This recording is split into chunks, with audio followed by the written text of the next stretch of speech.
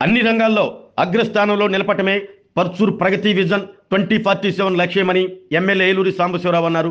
Eluri camp కార్యాలయంలో Swarnandhra 2047 vision action ప్లాన్లో భాగంగా P4 పర్చూర్ ప్రగతి విజన్పై వివిధ శాఖల అధికారులతో వర్క్షాప్ నిర్వహించారు. ఈ సందర్భంగా ఎమ్మెల్యే ఏలూరి మాట్లాడుతూ రాష్ట్రంలో అందరికీ ఆరోగ్యం, ఉద్యోగ, ఉపాధి, మహిళల ఆర్థిక అభివృద్ధి, రైతుల ఆదాయాన్ని పెంచుతూ సంపద, సంతోషమే లక్ష్యంగా ముఖ్యమంత్రి చంద్రబాబు నాయుడు స్వర్ణాంధ్ర 2047 విజన్తో ముందుకు వెళ్తున్నారని పేర్కొన్నారు. అన్ని శాఖల అధికారులు సమన్వయంతో స్వర్ణాంధ్ర విజన్కు కృషి చేయాలంటూ పిలుపునిచ్చారు.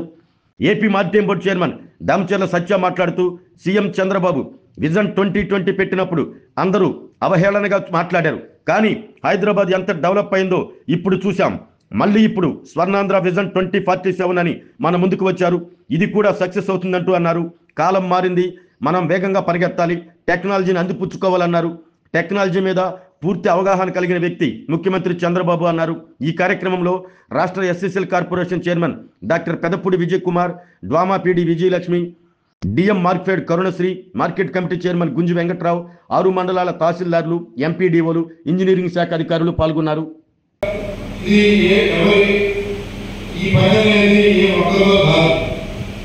అందరూ ఒకటే లక్ష్యంతో కలిసికట్టుగా పనిచేస్తే మనం ఖచ్చితంగా అనుకున్న లక్ష్యం సాధించగలుగుతాం. మనం అనుకోవచ్చు, మనం ఇప్పుడున్న పోస్టులో 1 సంవత్సరం ఉంటాం, లేకపోతే 4 సంవత్సరాలు ఉంటాం, లేకపోతే మన పాత పరిమితి కొంత పరిధులు లోపడి ఉంటుంది. సో మనం ఏమి చేయగలుగుతామా లేదా అనేది మీకు ఒక సందేహం రావచ్చు. కానీ ఖచ్చితంగా మనం ఒక సిస్టమేటిక్ గా ఒక పద్ధతి ప్రకారం ఒక ప్లానింగ్ చేసుకొని దానికి సంబంధించి టైం లైన్స్ పెట్టుకొని మనం కనుక ముందుకెళ్తే ఖచ్చితంగా దీన్ని అనుగుణంగా సాధిస్తాం. మాకు కూడా ప్రజలు ఇచ్చింది 5 సంవత్సరాల కాలం, అందులో 1 సంవత్సరం అయిపోయింది. ఈ 4 సంవత్సరాలు మనం పనిచేస్తూ భవిష్యత్తుకు సంబంధించిన 20-22 సంవత్సరాల ఒక పక్కా ప్రణాళిక ముందు చెప్తే ఖచ్చితంగా ఇది మనం సాధించగలుగుతామనే నమ్మకం ఉంది. కాబట్టి మీరు ఎంత పరిధిలో మొదటిగా మన డిపార్ట్మెంట్కి సంబంధించి మీ అందరికి పూర్తి అవగాహన ఉంటుంది. ఆ డిపార్ట్మెంట్కి సంబంధించి పరిధిలో ఉండే గ్రామాలు కానీ, మండలం కానీ, లేకపోతే 2-3 గ్రామాల పరిధిలో ఉన్న పరిస్థితుల్ని మీరు పూర్తిగా అర్థం చేసుకోవడం, ఆకలింపు చేసుకోవడం, అవగాహన చేసుకోవడం జరిగితే ఆటోమేటిక్ ఇంకా బెటర్గా ఏం చేయాలనేది మనకి ఎన్నో సంవత్సరాల నుంచి మన వృత్తి ధర్మ ప్రకారం మనకి ఇచ్చిన బాధ్యతలు నిర్వహిస్తూ ఉంటాం. అది ఒక వ్యవసాయ అధికారి కానీ, మండల అభివృద్ధి అధికారి కానీ, రెవెన్యూ అధికారి కానీ, ఇంజనీర్స్ కానీ, ఎవరైనా సరే. అయితే గౌరవ ముఖ్యమంత్రి చంద్రబాబు నాయుడు గారు ప్రధానమంత్రి మోడీ గారి సూచన మేరకు ఒక 2047కి భారతదేశానికి స్వతంత్రం వచ్చి 1 సంవత్సరం నిండుతా ఉంటుంది. కాబట్టి ఆ సమయానికి ఈ భారతదేశం ఎలాగా ఉండాలి, అందులో మన రాష్ట్రం ఎలా ఉండాలి, అందులో మన నియోజకవర్గం, మన మండలాలు, మన గ్రామాలు, ఈ గ్రామాల్లో ఉండే ప్రజలు వారి జీవన ప్రమాణాలు ఏ విధంగా పెరగాలి, వారికి అందించవలసిన మౌలిక సదుపాయాలు ఏ విధంగా అందించాలి, అలాగే మన యువతకి ఎలాంటి అవకాశాలు కల్పించబడాలి, ఇవన్నీ కూడా ఒక నిర్దిష్టమైన ప్రణాళికతో రాబోయే 20-22 సంవత్సరాల పాటు మనం ఒక పద్ధతి ప్రకారం, ప్రణాళిక ప్రకారం మైండ్లో ప్లానింగ్ చేసుకొని కొంచెం ముందుకెళ్తే ఖచ్చితంగా మనం అనుకున్న లక్ష్యం చేరుతామనే ఒక ఉద్దేశంతో ఈ విజన్ 2047 ఈరోజు చాలా సంతోషం. ఒక చక్కటి కార్యక్రమానికి మమ్మల్ని ఆహ్వానించిన గౌరవ పర్చూరు శాసనసభ్యులు సోదరుడు ఏలూరు సాంబశివరావు గారికి, ఈరోజు ఈ విజన్ 2047 డాక్యుమెంట్కి ఈ కార్యక్రమానికి అధ్యక్షత వహించినటువంటి గౌరవ డ్వామా పీడి గారికి, వేదిక మీద ఉన్న మన కార్పొరేషన్ చైర్మన్ విజయ్ కుమార్ గారికి, ఏఎంసీ చైర్మన్ గారికి, ఇక్కడికి ఇచ్చేసిన పర్చూరు నియోజకవర్గ అధికారులకు, బాపట్ల జిల్లా వివిధ స్థాయిలో ఉన్న అధికారులకు, పాత్రికేయ మిత్రులకు అందరికీ నా నమస్కారాలు. చాలా సంతోషం. ఇప్పుడు ఈ యొక్క విజన్ 2047 డాక్యుమెంట్ గురించి గౌరవ శాసనసభ్యులు కానీ అధికారులు కానీ చాలా సుదీర్ఘమైన చర్చ జరిగింది. ఇక్కడ 94 ఉద్యోగం స్టార్ట్ చేసిన అధికారులు ఎంతమంది చేతులు ఒకసారి మీ కెరీర్ స్టార్ట్ అయితే 94 నుంచి ఎంప్లాయీస్ ఎంతమంది ఉన్నారు ఇక్కడ? 94 తర్వాత అప్పుడు గౌరవ ముఖ్యమంత్రి నారా చంద్రబాబు నాయుడు గారు విజన్ 2020 అని అనౌన్స్ చేసినప్పుడు మీరు అందరూ నవ్వుకొని ఉంటారు. నిజమా? చెప్పండి. ఆ రోజు విజన్ 2020 అంటే చాలా మంది గ్రామస్థాయి నాయకులు కానీ కార్యకర్తలు కూడా ఇది అయ్యేది కాదు అనుకున్నారు. ఆ రోజు విజన్ 2020 రూపొందించడం వల్లే ఈరోజు మనకి సాఫ్ట్వేర్ రంగం హైదరాబాద్ చాలా అభివృద్ధి చెందింది. ఒక హైటెక్ సిటీ కానీ, అవుటర్ రింగ్ రోడ్ కానీ, ఒక శంషాబాద్ ఎయిర్పోర్ట్ కానీ, అలాగే సైబర్ సిటీ అనే ఒక కొత్త నగరం రూపుకల్పనే విజన్ 2020 యొక్క ముఖ్య ఉద్దేశం. అలాగే గ్రామీణ ప్రాంత నియోజకవర్గమైన పర్చూరు కానీ, కొండేపు కానీ, అద్దంకి కానీ, మన ప్రకాశం జిల్లా తీసుకుంటే ఎటువంటి మౌలిక సదుపాయాలు లేని నియోజకవర్గాలు ఏమైనా ఉన్నాయంటే ఈ యొక్క గ్రామీణ ప్రాంత నియోజకవర్గాలు. మా పెద్ద ఆయన కాంటల్ ఆంజనేయులు గారు 91లో పర్చూరు బై ఎన్నికల్లో ఇక్కడ పోటీ చేసినప్పుడు ట్రాక్టర్ల మీద కమిటీ లేనప్పుడు ట్రాక్టర్ల మీద వెళ్ళి నామినేషన్ చేసిన రోజులు. కొండేపు చూసుకుంటే చాలా ఊళ్ళు క్యాంపెయినింగ్ ఎడ్ల బండి పైన నడుచుకొని వెళ్ళి ఎటువంటి కనెక్టివిటీ లేనప్పుడు చేసిన రోజులు అవి. ఒక గొప్ప విజనరీ నాయకుడు నారా చంద్రబాబు నాయుడు గారు వచ్చినాక ప్రతి గ్రామంలో సిమెంట్ రోడ్లు కానీ, డ్రైనేజెస్ కానీ, మౌలిక వసతులు కల్పించిన వ్యక్తి ఈరోజు మన ముఖ్యమంత్రి నారా చంద్రబాబు నాయుడు గారు కూడా నేను తెలియజేస్తా ఉన్నాను.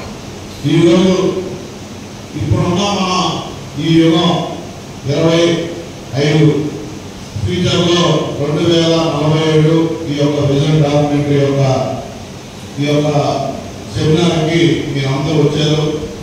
రాబోయేది ఒకే ఒకటి. ఈ విజన్ డాక్యుమెంట్ యొక్క ముఖ్య ఉద్దేశం change the time and face the speed. కాలం మారింది, మనం స్పీడ్తో పరిగెత్తాలి. అది ఎప్పుడైతే అందిపుచ్చుకుంటామో టెక్నాలజీని చాలా మిరాకిల్స్ చేయొచ్చు. ఈరోజు అగ్రికల్చర్ కానీ, వ్యవసాయ రంగం, మాటూరు నియోజకవర్గం, మన పర్చూరు నియోజకవర్గం మొత్తం వ్యవసాయం సంబంధించిన నియోజకవర్గం. గ్రామీణ ప్రాంతం స్వాతంత్రం వచ్చి 80 సంవత్సరాలైనా ఇంకా మనం ప్రతి గ్రామానికి త్రాగునీరు ఇవ్వలేని పరిస్థితిలో ఉన్నాం. చాలా గ్రామాలు డ్రైన్స్ కూడా కాలనీలో ఇంకా అలాగే ఉండిపోయింది.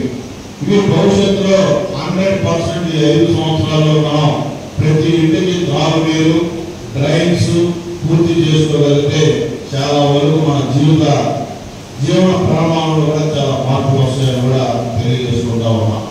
అలాగే ఈరోజు ఒక మంచి శాసనసభ్యుడు మీకు ఉన్నారు.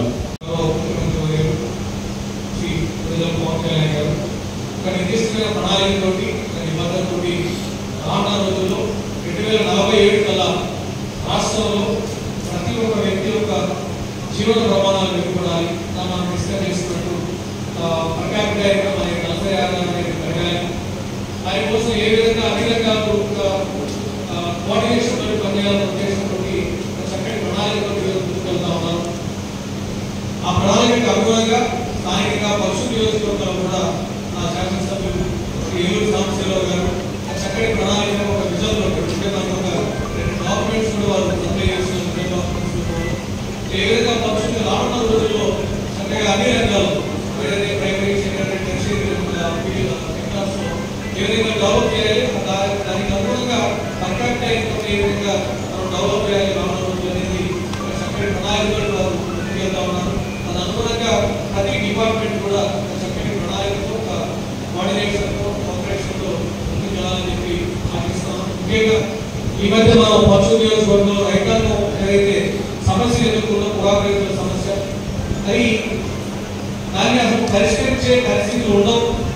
రైతులు పూర్తిగా డల్లైనటువంటి పరిస్థితి. మా తరపులు ఎవరు మా పక్కన ఎవరు ఇది పూర్తిగా వర్షాలు రాబోతా ఉన్నాయి. పూర్తిగా వర్షాలకి పడైపోతుంది.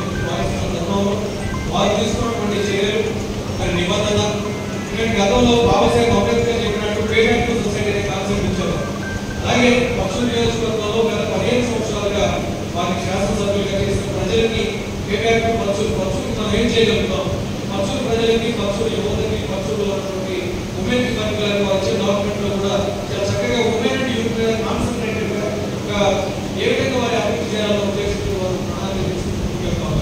ఇప్పుడు పొగాకు రైతుల సమస్య గతంలో ఇలాంటి సమస్యలు పునరావృతం కాకుండా ఏదైతే మనకి వ్యవసాయ శాఖ ఉందో అగ్రికల్చర్ డిపార్ట్మెంట్ నుంచి అధికారులందరూ కూడా ఒక పీరియడికల్ గా ఖచ్చితంగా పరిశోధన చేసుకుంటూ మార్కెట్ లో ఏ విధమైనటువంటి డిమాండ్స్ ఉన్నాయి అగ్రికల్చర్ మార్కెట్ లో తదనుగుణంగా రైతులకి చక్కటి సలహాలు సూచనలు ఇస్తూ రానున్న రోజుల్లో ఇలాంటి సమస్యలు ఇలాంటి క్లిష్టమైనటువంటి పరిస్థితులు పక్షులు రైతాంగం ఫేస్ చేయకుండా చక్కని ప్రణాళికతోటి వ్యవసాయ అధికారులు ముందుకెళ్ళాలని చెప్పి ఎందుకంటే సాధారణంగా నేను అర్థం చేసిన దాని ప్రకారం ప్రభుత్వం నుంచి వచ్చినటువంటి సబ్సిడీ కార్యక్రమాలు వాటి ఇన్పుట్ సబ్సిడీ అలాంటి అందించడంతో మాత్రమే మనం లిమిట్ అయిపోయాం.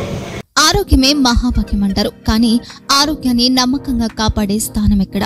ఇది ఒంగోలులో మీకు దగ్గరగా మన Venkataramana nursing home private limited. Caring your life 54 ఏళ్ల విశ్వాసంతో ఇది ఒక హాస్పిటల్ కాదు, ఇది ఒక విశ్వాసం. 3 తరాలుగా వేలాది కుటుంబాలను ఆరోగ్యంగా నిలిపిన ఆదరణ. మా నిపుణుల వైద్య బృందం మా దగ్గర అనుభవం కలిగిన బృందంలో అందించే సేవలు neuro surgery, general medicine, diabetes, pulmonologist, general surgery, ophthalmology, urology, orthopaedic, ENT, paediatrics, dental surgery, anaesthesiology, gynaecology, cardiology, emergency మరియు క్రిటికల్ కేర్. ఒంగోలులో ఆరోగ్యానికి ఒక కొత్త శకం ప్రారంభమవుతుంది. వెంకటరమణ ఐ హాస్పిటల్ ప్రారంభించబడింది. కంటి ఆరోగ్యానికి ప్రత్యేక పరిష్కారంగా ప్రభుత్వ ఉద్యోగులు, రిటైర్డ్ ఉద్యోగులు మరియు వారి కుటుంబ సభ్యుల కోసం ఈహెచ్ఎస్ ద్వారా వైద్యం. క్యాష్లెస్ సేవలు Medi Assist, star, GHPL, Aditya Birla, Bajaj Allianz మరియు ఇతర ప్రముఖ హెల్త్ స్కీమ్లు అందుబాటులో ఉన్నాయి. ఆరోగ్యశ్రీ, డాక్టర్ ఎన్టీఆర్ వైద్య సేవా నిధి అందుబాటులో ఉన్నాయి. చిరునామా ఆర్టీసీ బస్టాండ్ ఎదురుగా, Kurnool road, Ongole. Phone number 08592282623, cell number 9100679099. Eye hospital number 9866484770. Website www.venkatramananursinghome.com. Facebook www.facebook.com/pkrnh. Venkataramana nursing home 3 తరాల విశ్వాసం, నూతనతతో కూడిన సేవ. మేము కేవలం చికిత్స చేయము, మేము శ్రద్ధ వహిస్తాం, పరిరక్షిస్తాం. సేవ చేయడం మాకు ధ్యేయం.